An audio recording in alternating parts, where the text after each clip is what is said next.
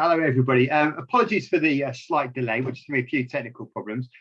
So welcome to Amnesty's Football Welcomes panel. We're still waiting for a couple of people to join. They're just struggling through the IT kind of maze that it lives in this world of Zoom events. But we're delighted to have Sandy and Comfort with us at the moment. So I'm going to hand over to Sandy while myself and Ian try and sort out some of the gremlins in the background. Sandy, Comfort, thank you so much for sparing the time. Obviously, Football Welcomes is a massively important event, massively important period, and also welcoming refugees into the world of football is something that couldn't be more relevant at this moment in time. But Sandy, Comfort, over to you, and I'll be working in the background to sort out some gremlins. But do kick on. Cool, perfect. I guess, yeah, I will start off just by saying what Football Welcomes is. So Football Welcomes is celebrating the contribution refugees and people seeking asylum have had in contributing to football. At Amnesty, we have a few different projects in regards to Football Welcomes. So we have Football Welcomes community projects. We have 5 across the whole of the UK, with one being in Liverpool, which is Comfort. We have Doncaster, we have Leicester, Aston Villa, and Middlesbrough. And then we also have the Football Welcomes Month, which really celebrates the contribution refugees have had to the game, where football clubs across the whole of the UK put on football sessions for refugees, invite refugee participants within their programs to attend their football matches, like giving them free tickets, mascots, etc. So they can really support the month, posting on social media, and yeah, really showing their support for kind of the campaign in general. But I will kind of introduce myself, and then I'll hand over to Comfort to introduce herself, and then we'll jump on to a few questions, and hopefully by that time Naomi and Wibbler will be able to join. But so I'm Sandy Abelius. I'm the Women's Football Officer at Amnesty International UK. So one of my main roles is to get football clubs across the whole of the UK to integrate female refugees into their programme. And more specifically about the month, so my role within the Football Welcomes Month, which falls in the month of April, is to get as many female football clubs, women's clubs involved in the month as possible. So that's just a little bit about me. Comfort, if I hand over to you and you can introduce yourself. Thank you, Sandy. Hello, everyone, and happy International Women's Day. As you heard, my name is Comfort Etim. I am the founder of Comfort Angels in Liverpool, which is proudly funded by Amnesty International, and we've been going for the past 2 years. It's a safe space for women seeking sanctuary in the United Kingdom to come together and play football. So basically, we're using football, as a tool to empower women, to promote integration, to improve mental and physical health. So yeah, that's what I do. I just basically at the moment oversee the team, and Wubalam will be joining, who's the captain of the team. I hope she's able to join and tell you more exciting thing about the work that we do. Cool, perfect. I guess we will jump straight into questions, questions that we have. So Comfort, you will answer, so I'll ask the question, you'll answer, then it'll jump back to me and I'll answer until hopefully the others can join. So the first question really is, how did you get involved with Football Welcomes initially? I actually currently work for an organization that provides support for women seeking sanctuary in the UK. And one of my roles was to, help women to get active, and also to look for ways women can join activities across Liverpool. Having played football from Nigeria myself, and having the opportunity to play also in the UK in Tottenham 2013 2004 set, I understood the power of football and how football can empower a person.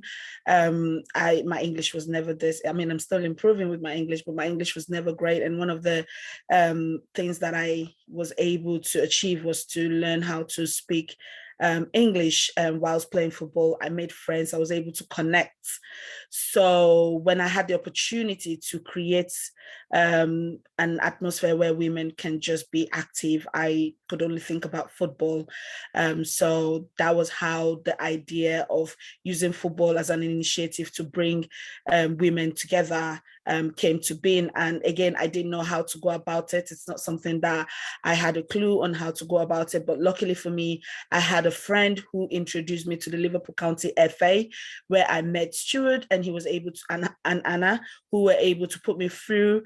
And again, by the help of the Amnesty International, we're able to get funding to be able to set the club going, whereby we get coaches coming to the session. We're able to pay for the training field and be able to reimburse our women their transportation, because if you know the asylum system, our women are on £39.60 a week, and which, you know, you wouldn't expect them to buy a bus pass of £4.60 to come down for a session. So that was one of the barriers that we were able to bridge due to the help from Amnesty International. So basically, that's how I got involved with Football Welcomes. Cool, amazing. Thanks, Comfort. So I initially got involved in Football Welcomes when I was working at Fulham Football Club Foundation. So I worked at Fulham last year before I came to Amnesty, and I was their youth engagement officer. I led on their refugee programs, like social action projects, and any type of like additional opportunities that I could provide for young people. I led on. So I got an email from Amnesty explaining what Football Welcomes was and how clubs and foundations can support. And it was great that it kind of fell on my lap, because obviously I led on the refugee program. So as soon as I got the email, I knew this was something that I definitely wanted to support and try to kind of make it as foundation wide as possible. So I put on a 11-a-side football match for two of our refugee organizations that we worked with. It was a great event, and managed to get Fulham Football Club Foundation CEO to attend, did a speech at the end as well, which was amazing. But I got a lot of feedback from the young people that played the game that they kept on asking when the next match is going to be and when the next event is going to be, because they wanted to play more of like an 11-a-side game. Because a lot of the young people, refugee young people, hadn't ever experienced the 11-a-side game before, something that we potentially take for granted. So it was great that they loved it so much and they wanted to do it again. And obviously this started from Football Welcomes and creating this through Football Welcomes. So that was initially how I got involved in Football Welcomes. But now, obviously, as I said, I'm the Women's Football Officer at Amnesty, where I, in regards to the month, try to get as many women's football teams involved as possible. So I thought that would kind of give you a little bit more of an understanding of how we got involved in the month and in Football Welcomes in general. We'll go on to the next question for you, Comfort. So what is it specifically about football that can help people to settle into a new place and to create more welcoming communities? I mean, football in itself, it's a universal game and everyone can relate to it. Football gives people a sense of belonging. Football, connects people, connects friends, connects people from different countries, different backgrounds. It improves health at this time in life where, about COVID, we all have to stay healthy and make sure we're, living a very healthy life. Football also gives people the opportunity to be physically fit. It's just so beautiful and so diverse. It helps people to settle into a place. It just helps people to feel like they belong to a particular community. For instance, the women who are part of Comfort Angels are, they're just they feel like they've made friends. Some of the testimonies that we've gotten from them, they feel like they're part of Liverpool community just by playing football. And one of the things that you mentioned at the beginning about football welcomes is we get the opportunity to get free tickets to go and watch games. And these are opportunities that would normally not come to, people seeking sanctuary and people, seeking for safe spaces. They're half of the time isolated. But through football welcomes, they've been able to get those opportunity and just feel like, I have a family, even away from my family, if that makes sense. But yeah, it just brings people together, basically. Yeah, amazing. And it also, I guess as you said, it's a sense of purpose and belonging, like due to the unity on and off the pitch, right? So it's, people have often said, like participants within our football welcomes programs have often said that it kind of gives them, like playing football, they forget about the stresses of everyday life. So that, for example, hour and a half that they are on the pitch playing, they forget about everything and they're there to have fun, which, yeah, a lot of our participants have said that they just want to have fun. And play a bit of football. Yeah, perfect. Thanks, Comfort. The next question that I wanted to ask you is, in terms of personal development, how has the project helped you, like personally, specifically, and how do you think these projects can support refugees in general? I know you touched base on it on the previous question, but could you potentially go into a little bit more detail for me? I think personally, what this has helped me is develop my skill with just being a people's person, understanding people's needs and understanding, what the team wants. So personally, I have learned a lot from the women. I have learned language from the women. I have learned, characters. I have learned so many things from the women themselves. So it has given me, if anything, a vast knowledge of different women and how I can better support them. It has also given me the opportunity to come back to my love, which is football. Obviously, I lost it. I didn't think I could do it again. I'd given up on football.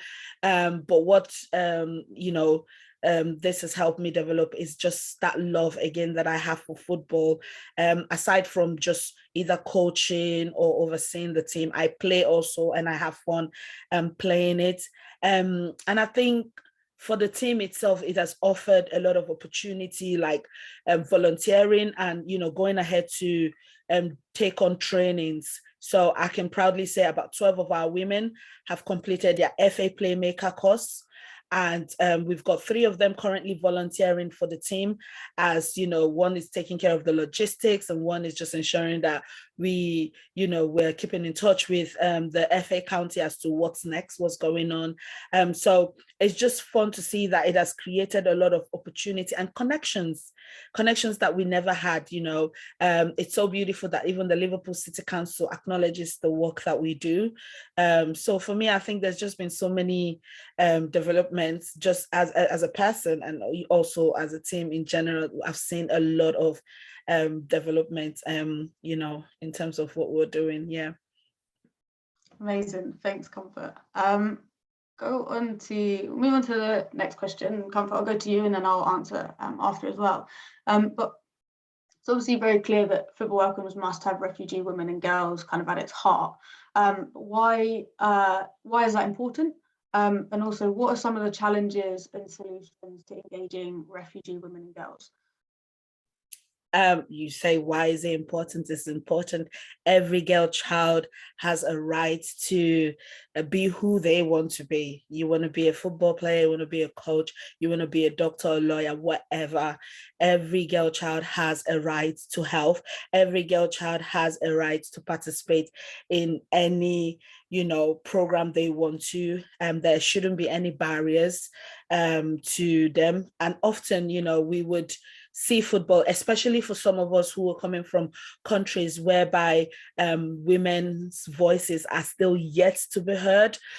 Football is still something that is just gradually coming out, and people are beginning to see women take it up as, profession, so it is important that as we are in this country, people have come to the UK, have migrated to the UK for different reasons.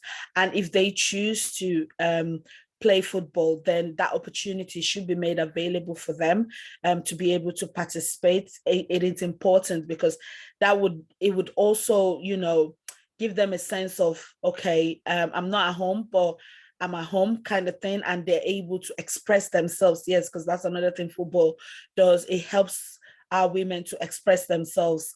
And, in terms of challenges, oh gosh, the challenges, I could go on and on. There's a lot of challenges. There is the challenge of the trauma that they've been through. There is the challenge of financial challenges, like I mentioned earlier on, in terms of how much they have in a day to live with.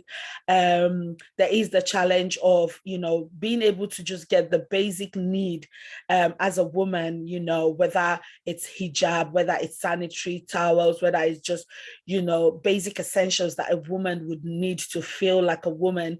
There's that challenge there. Clothing, even as they participate in football as well. Football boots is not something, they can easily purchase. So we have to ensure that that is really important. And, it's just that mental health support as well, as refugees, not refugees, asylum seekers, because I think sometimes we get it confused. The asylum seekers are the ones who are entitled to nothing. Refugees tend to get, the privilege of,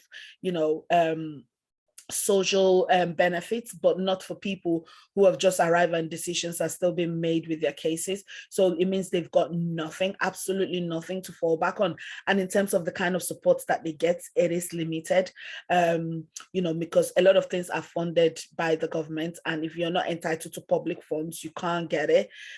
So those are the kind of challenges that you would see. Dispersals is another challenge that we have noticed in the past, where our women who have been in dispersal accommodation or initial accommodations here in Liverpool have been dispersed to other cities like Birmingham, and then they lose all their friends that they've made through Comfort Angels here in Liverpool, and they're going into a different city. And the thing is, you don't get told when you get moved. You just get a letter saying pack your things, tomorrow you're moving. And usually half of the time you don't even know where you're going. You just have to obey and move.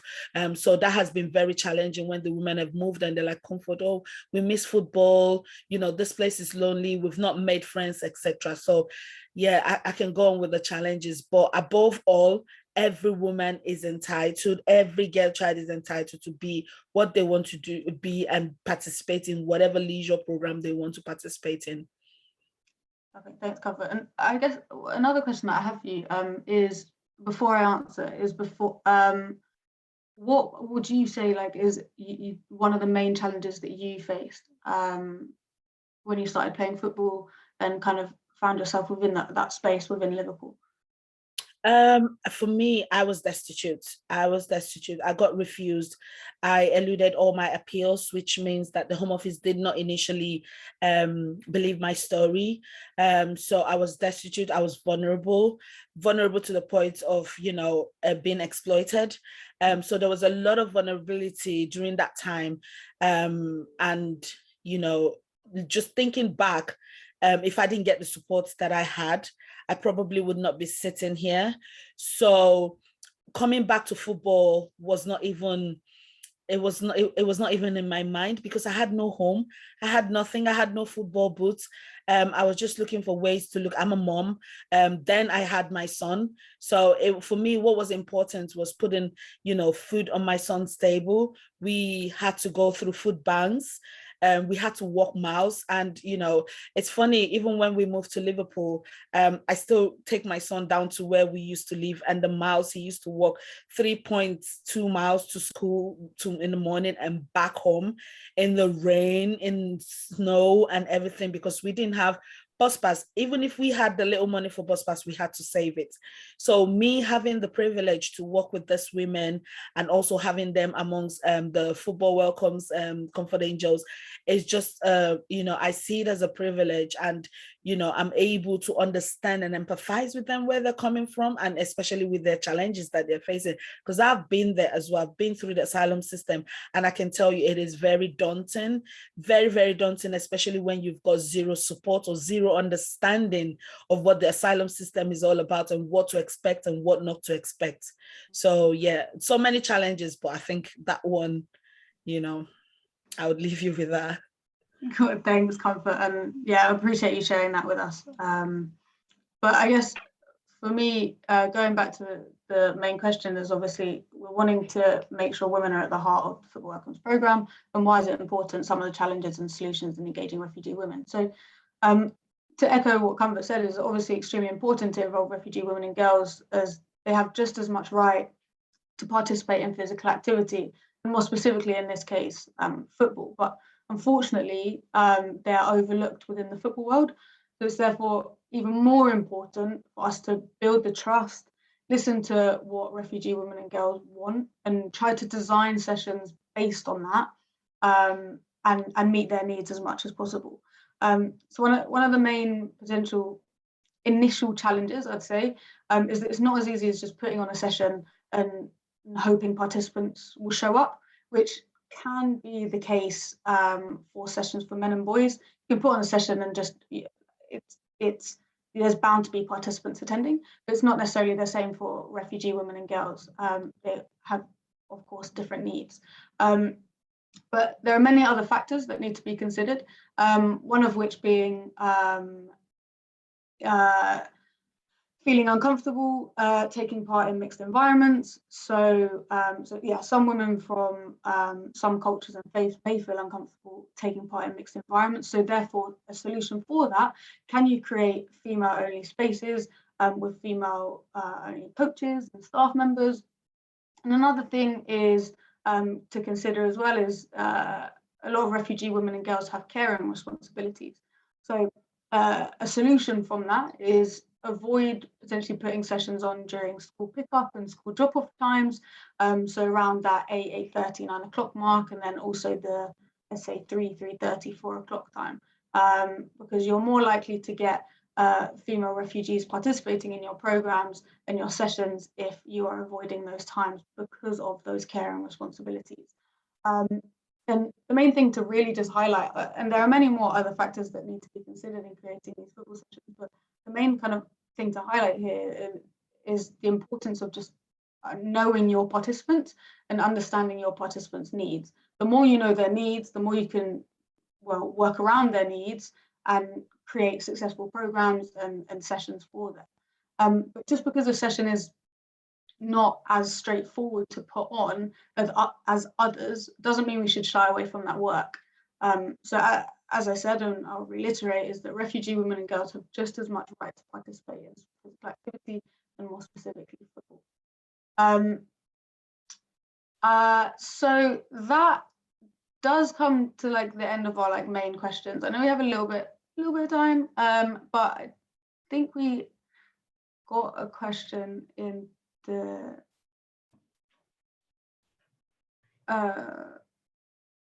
question in the chat. It says, why do you think refugees are overlooked by the football world?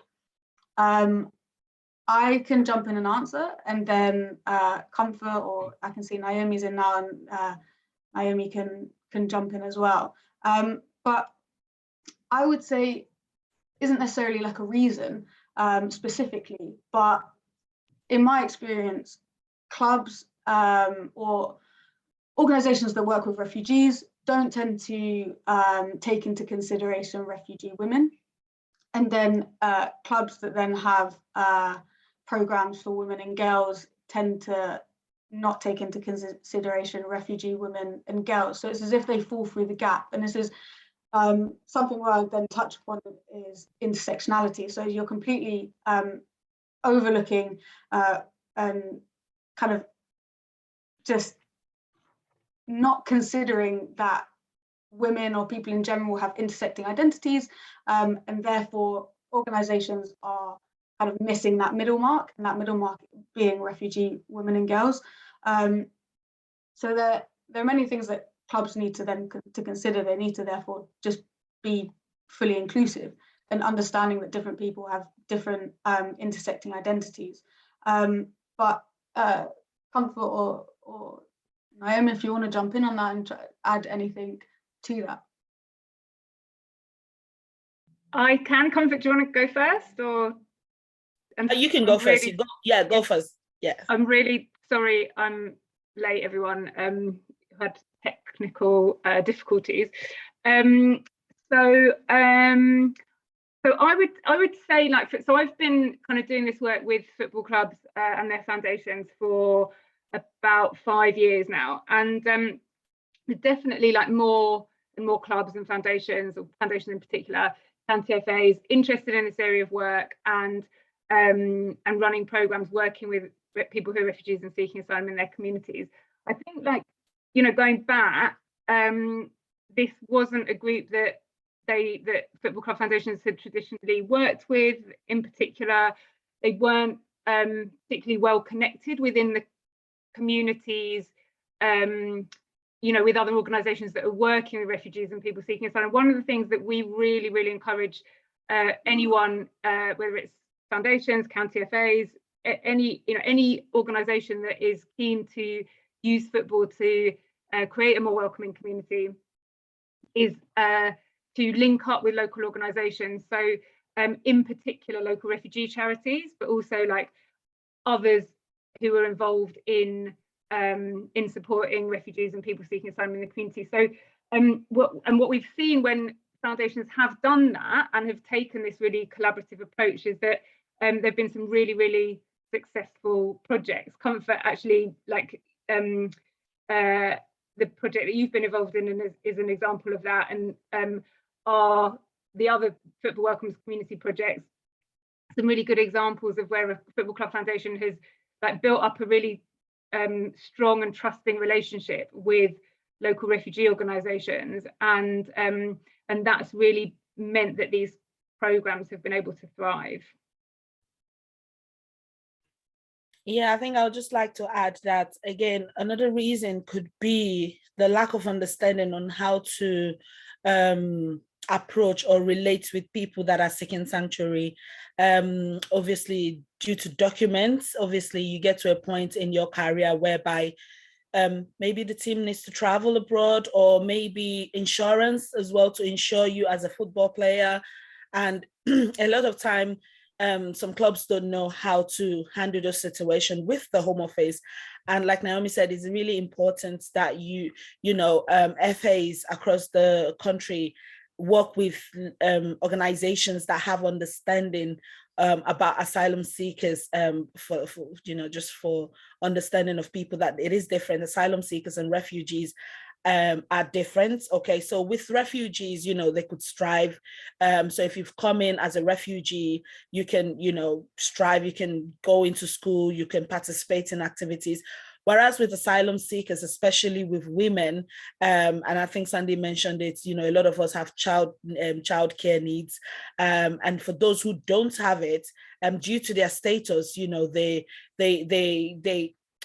not out there doing any physical activities, and that's why we need to create more of these activities whereby they can come out. And if we don't create them, you wouldn't know that they're football players. I mean, look at Wubalam today. So it's really important that FAs work with organizations that understand and can support. I know we're talking about women, but with little young children who their parents are seeking sanctuary in the UK, we've seen clubs say, oh, we can't take you further than 13, 14 years because you need to be insured and you don't have a status in the country. So sometimes clubs don't want to get involved because they don't know how to handle the immigration situation, whereby there is ways. All you just have to do is talk to either solicitors in your local area or just organizations that have better understanding. We can be able to talk to you and tell you their rights and then their entitlements, so you can insure those players and have them in your team. If you don't do that, then you're more likely not to engage, you know, with people seeking sanctuary or refugees themselves, and the time frame which it weighs. People, you know, we've seen people who have arrived the UK and are still waiting for decision, 17, 18 years, 10, 11, long. Mine was up to 8 years for me to get to where I was going. So if you think about that, add that to my age, before you know what's happening, I'm probably off the market kind of thing. So the waiting period is another barrier. But if that opportunity was given to me and a club has a solicitor that could fight my case and helped me, I'd probably still be playing, who knows? So it's all those understanding that clubs don't have. And if you don't work with organizations that can enlighten you, then you're more likely to just, you know, ignore that community. And like Sandy said, that is where, you know, that loophole comes, where we just drop into that loopholes.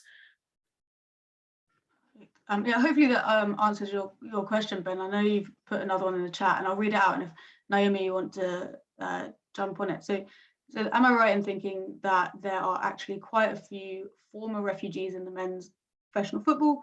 In other words, is there a particular problem with female refugees? So I don't know if, Sandy, at the beginning, did you cover the history of football welcomes? No, I was waiting for you to join, and my favourite story. So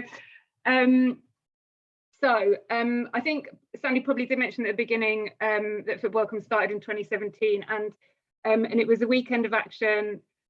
Oh, is that Ruben I'm joining? Hooray! Excellent. So it started in 2017 with a weekend of action where we invited football clubs to put on events and activities with and for refugees and people seeking asylum in their communities to celebrate the contribution that players with a refugee background have made to the game. And the reason that we did it when we did, which was in April 2017, was because that was that marked the 80th anniversary of the arrival in the UK of some of the first refugees to play professional football here. And they were child refugees from the Spanish Civil War. The story's really, really interesting. They'd come over here, there were about 4,000 children on a boat from Bilbao to Southampton, and were dispersed around the country. Eventually, most of them went home, but they think between 250 and 400 stayed, and 6 of those boys went on to become professional footballers here. And since then, certainly in the men's game, you know, there have been quite a few, and there are quite a few players who have a refugee background. It's more like there's less is known in a way about the women's game because it has lower profile.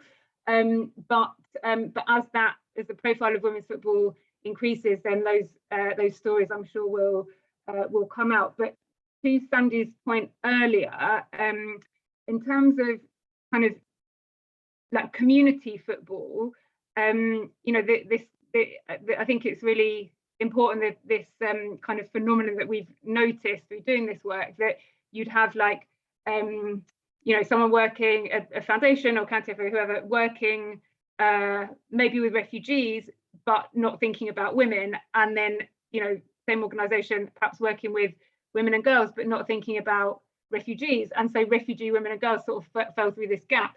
So what the thing we noticed at the beginning when we started doing this work was that while there were a handful of clubs running football sessions for men who are refugees or seeking asylum, there was nothing for women, and it hadn't really been considered. And I'm really, really pleased to say that that is changing now. And we're seeing lots of foundations and county FAs really interested and keen in setting up projects with refugee women. So so hopefully, like, that will just, you know, that will keep building over the next few years, and that will be a really lively and kind of thriving area of work. I know we've only got like a couple of minutes left, literally like 2 minutes left. But does anyone else have any other questions at all? If not, no worries. But if anyone else has any questions, please put it in the chat. And while I'm waiting for one question. Maybe because Woobs has managed to join now. So maybe I don't know, because obviously I was late as well. So maybe so maybe if there were any of the questions from earlier Sunday, that it would be good to hear Woobs's perspective on. One question definitely that I would like to ask Wibbulum is that first of all, welcome. It's great that you're finally able to get on. But yeah, one of the questions that I wanted to ask is, in terms of personal development, how has the project helped you personally? The Football Welcomes Community Project helped you personally, and how do you think these projects can support refugees in general? Well, thank you so much, and then I'm really apologize to become late because of the some problem. So I don't know if she I mean, I just wanted to say my name is Wibbulum Tsegge, and I just come from Ethiopia. And then when I was in my country, I used to play for like as an international football player, and then I'm living in Liverpool at the moment. I know we don't have any time, so I just wanted to make it quick things.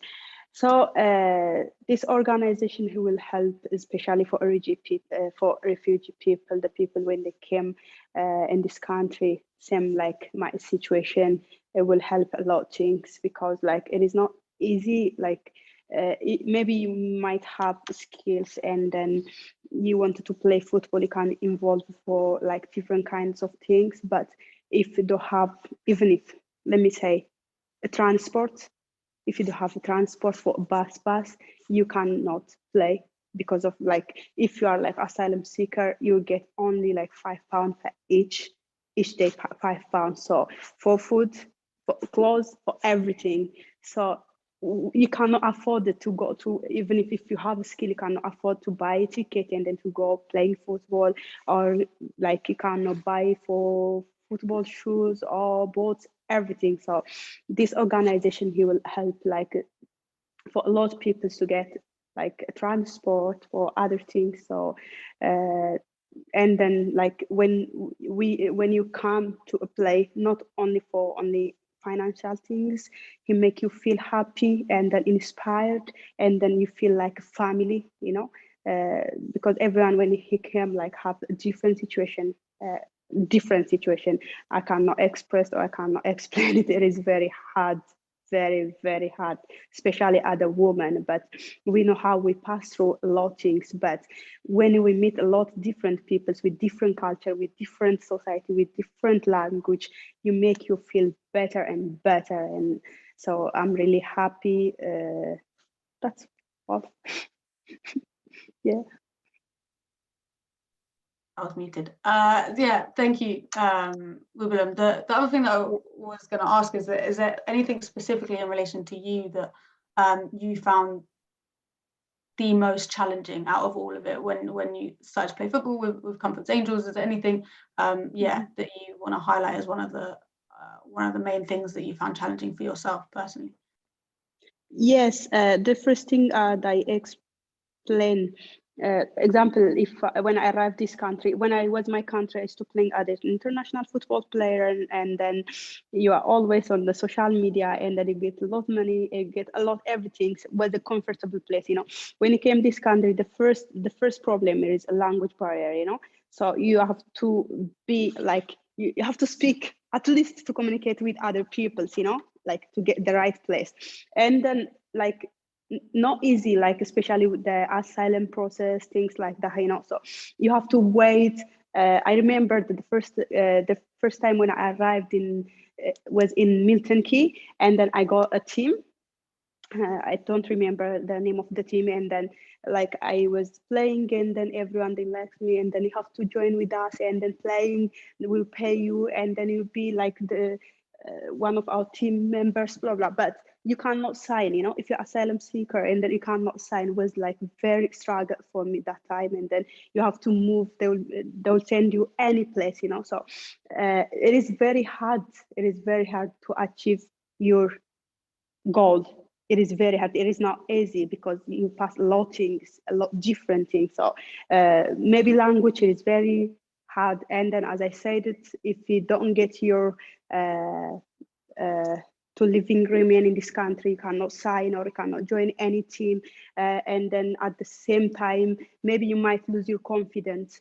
You might lose, like you feel anxiety and the depression, a lot of things. So you have to, so you'll pass a lot of different things, you know. That's like a big challenge as a woman, you know, as a woman. You have to make sure you get the right person to help you, to make you feel better, to make you achieve your goal. And then to meet those people, it is very hard. For me, I'm really happy to join this team, seriously. And I would like to say thank you so much, Amnesty International Group, and then Comfort, she's here. I'm glad to know all the people and then have a lot of challenges, especially as a woman. Yeah. Amazing. Thank you for sharing. Thank you for sharing that. You're We welcome, appreciate my dear. that. You're welcome. One quick question again. Last one for you. I know that's like quick fire questions to you, but one quick one. I guess I want to hear from you. Why is it important to engage refugee women and girls in football? Just the last question. Yeah. Why do you feel that is important? You know what? Like Sandy, maybe you don't understand the situation. Comfort, she will understand how we pass through different things. You know, it is not easy. Like when you come this country, a lot of people maybe they might have like abuse and rape, and then have a lot of different things. It is not easy, and then you cannot tell for everyone what you pass through. Okay, so when you meet the people, you like you feel like you're born again. Okay, I will say this word. You feel like you're born again, you know, because you have someone next to you. You communicate like different people. Because like example, if I mention like Angels, Comfort Angels team, we have a team. We have different people, different society, different country, different language, but that diversity, it is a beauty for us. Because we pass a lot of things, but when we came for training, it make you feel better and confident, you know. So everyone, they are really happy. Maybe some people, they just hold the kids and then they will come to play football. Not only for football, you know, they feel like family. So have a lot of challenges, but we have to we break through, or we break that challenge to be a family, to get to make you feel better. And then I would say you meet a lot of people, they'll share you what they experience, you feel sad, and then you want to try to help everyone as much as you can, not only financial to help the people, even sitting into listening, a good communication. So amazing. No question. Yes, thank you so much. And yeah, I'll just I guess round it up just by saying thanks to Comfort and Wooblen for joining us. And you're welcome. And I will add that on the 12th of April, from 2 till 4, we have a refugee women and girls training session. Obviously, us hosting it, Amnesty International, and it's in partnership with the FA, the Football Association. So if anyone, I will put the link in the chat, just if anyone is interested to come along to that and just understand a little bit more about engaging refugee women and girls in football. And it really kind of will give you an opportunity to network, as well as we'll have various interactive activities and tasks within it as well. So I will put the link in the chat now. So if anyone's here that wants to come along to that, for sure, more than welcome to. You'll just need to sign up. It's through Eventbrite. There is, did I send? Okay, there is the link. You should all have that now. So yeah, if you'd like to join that, that would be amazing. That will be with Naomi and I. But yeah, thank you everyone for joining. Naomi, if you want to add anything, then. Not really, only that I'm really sorry about the technical issues and that two of us joined so late, but I hope everyone's found it interesting, and please do, like, you know, do get in touch with us. We can, if we put I'll put my email address in the chat, and if anyone is interested in talking more, finding out more, and then please do just drop us a line. I've just put mine in the chat as well. If anyone wants to get in touch about engaging refugee women in football or in general, then yeah, drop us a line and we'll be happy to try and help. Excellent work, Sandy. I've been watching and listening to you chairing this afternoon's workshop, so appreciate that. Thank you. Thank you, Naomi. Don't worry about technical issues. The gremlins have visited us today, so do not worry about that. Comfort, nice to see you as well. And Mubalem, she's disappeared off the screen, but lovely to hear from you as well. And that pretty much wraps up our fantastic day, everybody. So I'm just going to give you a quick overview, some highlights of today's celebration of women event on International Women's Day 2022, hashtag break the bias. We've had some amazing, I'm probably going to use the word amazing quite a lot actually. Everyone's been amazing. There you go. Keynote speakers, speaking to Kelly Lindsay, of course, her work in the States, her work as a player in Morocco and Afghanistan, now the sporting director of Lewis FC. Keep an eye on them. I think they're destined for big things. Loved the conversation that I had with Farkunda Mutaj, who was involved in that huge operation to get the girls team and some of their families, some have had to remain behind unfortunately, from Afghanistan to Portugal, and I think she should write a book.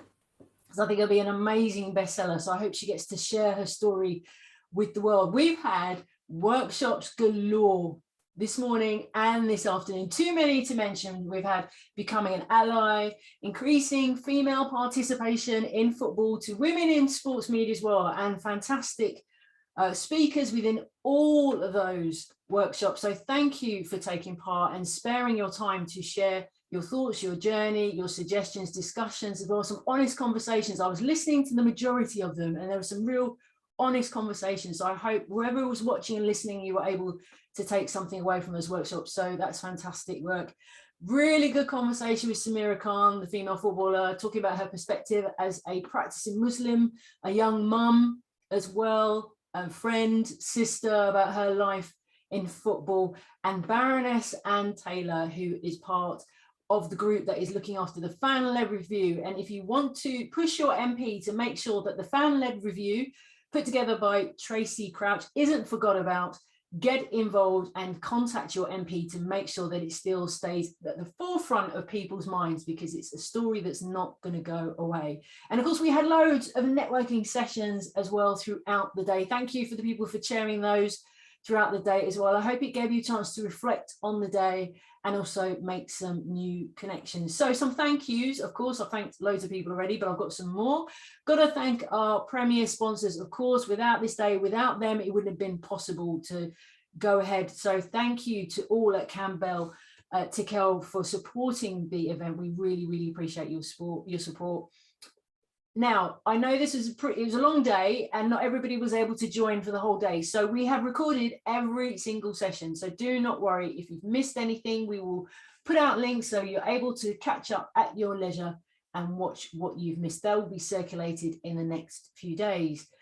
Do support Fair Games campaign as well. It's something that really, really sits at their core. They want the game to be for everybody, and that's a very strong value that they have. They want better football regulation as well. So if you want to get involved, they're always looking for volunteers. Please do get in touch with Fair Game UK and do share their content on the socials. Of course, ask your club to get involved, contact your MP and local council to support. And a guide for these actions can be found on the Fair Game website, which is fairgame.org, and click on the Take Action link. And from my personal point of view, thank you for the guys and girls at Fair Game for asking me to host this. It's been a brilliant, brilliant day.